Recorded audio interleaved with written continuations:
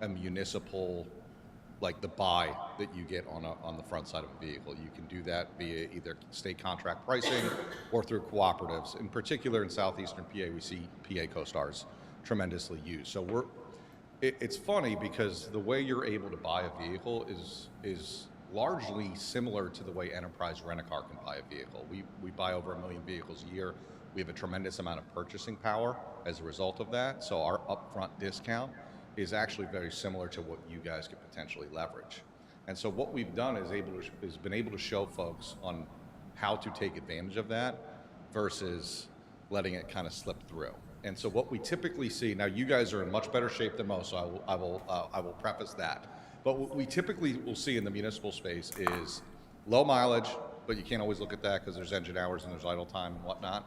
But a low mileage fleet, and it's typically aged.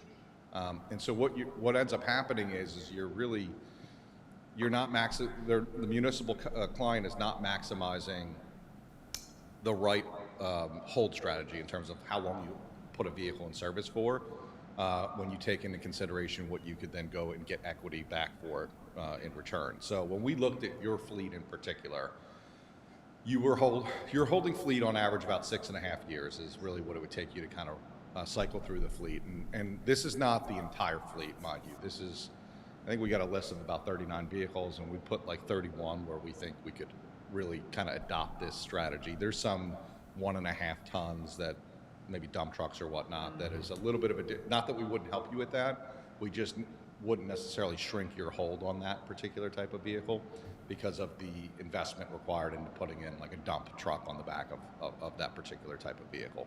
But there's 31 vehicles that would fit in that kind of niche out of that 39. So we really wanted basically to show you how you could take that 6.5 year hold and shrink it to a maximum of 5. And do that from a cost perspective where we created 10-year savings of about $700,000, and really by helping you leverage your equity that you have in your fleet. One of the things that we have to do really, really well is in our rental car business, we hold the vehicle on average from about 18 to 24 months. And so we sell all of these vehicles off on our own, and 90% of them are sold internally. We only use like an auction, like a Manheim, so to speak, for about 10% of our vehicles, typically damaged vehicles that we've deemed that it makes more sense to, versus repairing them, just to auction them off, so to speak. But we're able to generate last year we sold at 108% above auction value. Plus, when you back out the fact that the Manheim auction will charge you a significant amount of fees to do that, there's a much greater return there. And so that's what we would tap. Your vehicles would just get tapped into that same infrastructure of resale that our Enterprise Rent-A-Cars are getting sold at. We have, and from a due diligence standpoint, it's basically an auction. So you have due diligence being satisfied because we have a whole network of over 70 dealers that come in and kind of bid on these vehicles, and we help drive the price up as a result of that kind of bid system, so to speak. And when you look at kind of what you could potentially do here, we're talking about decreasing your overall maintenance expense, because when you run your fleet at a shorter life cycle, you're not going to dump nearly as much into kind of maintaining it. Really just doing your preventative maintenance, having vehicles fixed under warranty, that kind of thing. When you have when you have a newer fleet as well, your fuel efficiency can increase because your fuel economy will degrade over time, over engine hours, over length in service. And so, plus when you factor in what the government standard is in terms of each model year, the manufacturers are required to increase their average MPG. So the newer your fleet is, the more fuel efficient, and that could create a little savings there. So I think long term, when you looked at what we were able to discover, is that, hey, there's a significant 10-year savings that you can accomplish by adopting the strategy. We would transition you over the course of 5 years. After that 10 years, it's basically cost neutral at that point for you guys to continue to operate at that point. And so you're going to have our access to source vehicles for you. And this is conservative in nature. We don't have a crystal ball. I can't tell you exactly what the cost is going to be 10 years from now. But we're not factoring in any potential savings that we can get for you on the front side of things, which there is opportunity there. And whether that be locating it from your local dealer that you already have a relationship with on the PA Co-Stars program, to the fact that we have the ability to go directly to the manufacturer for you and get you a government-issued incentive off of that vehicle.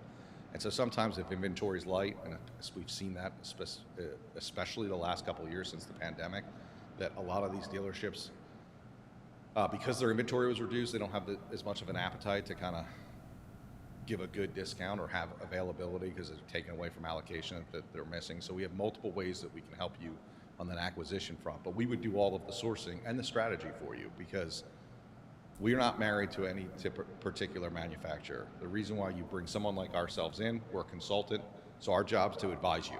Like, who's the best manufacturer for this model year, whether that be a Ram, a Ford, a GM, and a lot of my municipal clients now are open to a foreign manufacturer because their plant and the vehicle's built in the U.S. I just have a local municipality that we just did a bunch of RAV4s for. That's a hybrid vehicle.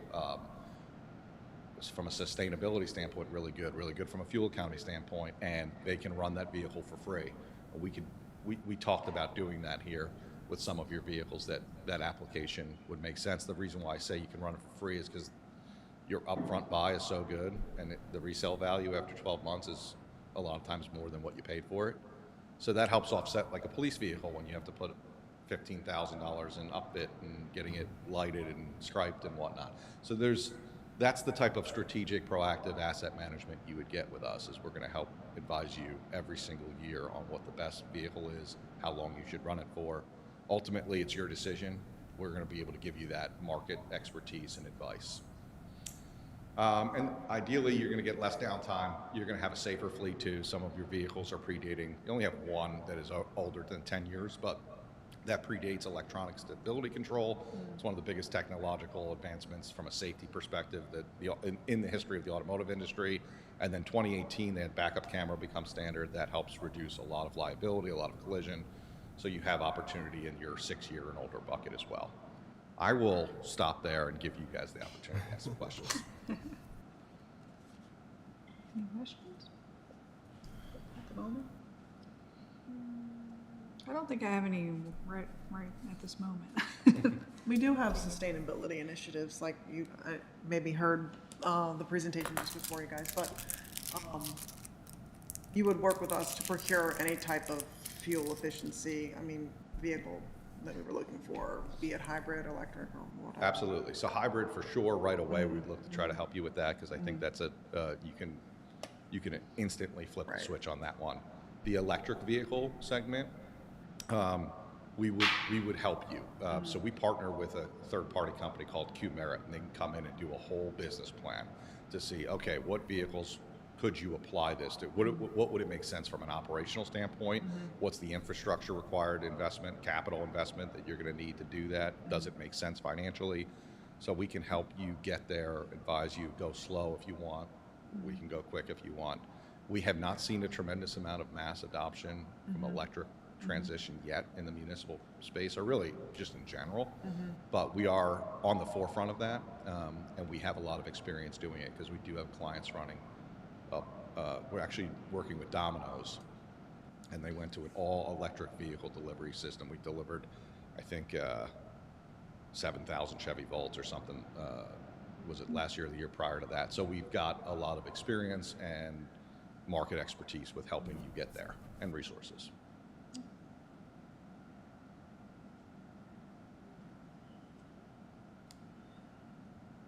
Could you tell me a little more, your specific mention of the police department vehicles, just with all the nuances that go with outfitting and retrofitting and all that?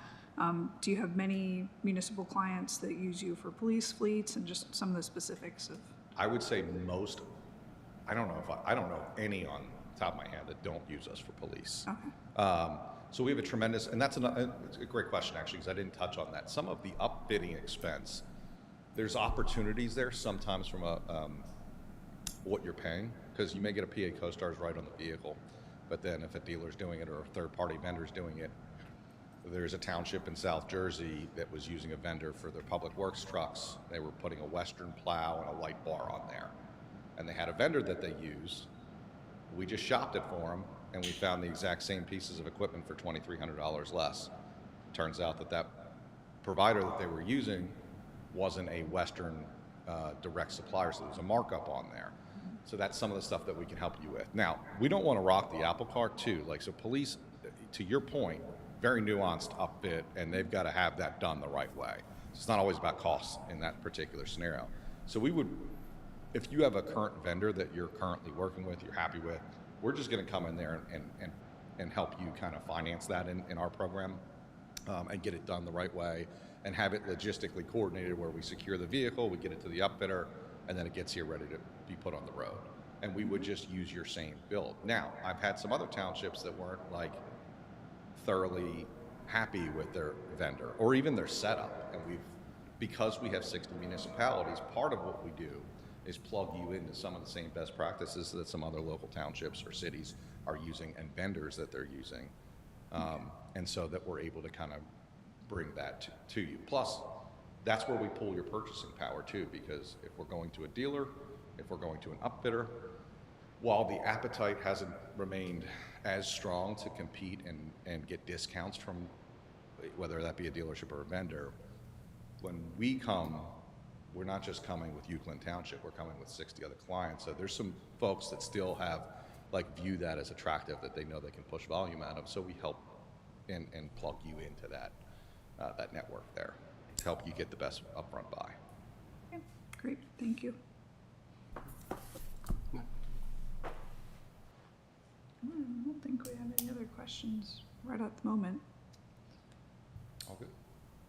Thank you. Yeah, thank you. Very informative and. Try to keep it high level and not Yeah, BS for you, a you lot know of what I mean? information But if to there's bring any in, but- concerns or questions, I'm happy to answer or anything like that. Great, Very good. thank you very much. Great meeting, and thanks for having us. We appreciate it. Absolutely.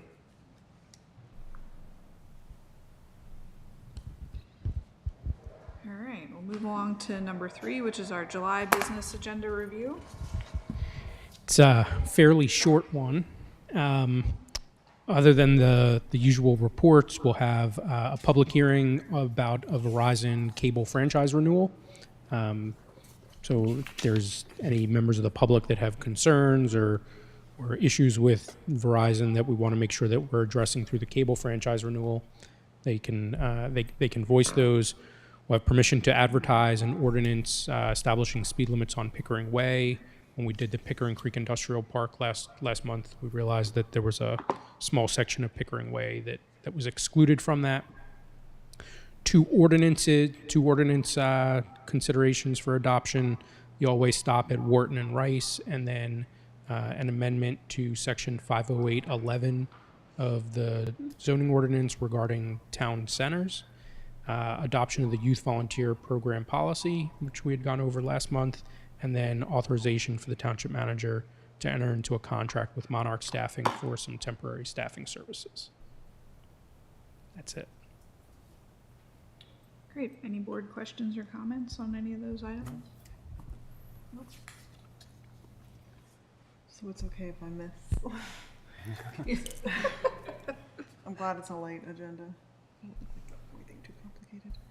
All right, I don't have anything. Any public comment? No? All right. Oh, I'll make a motion to adjourn.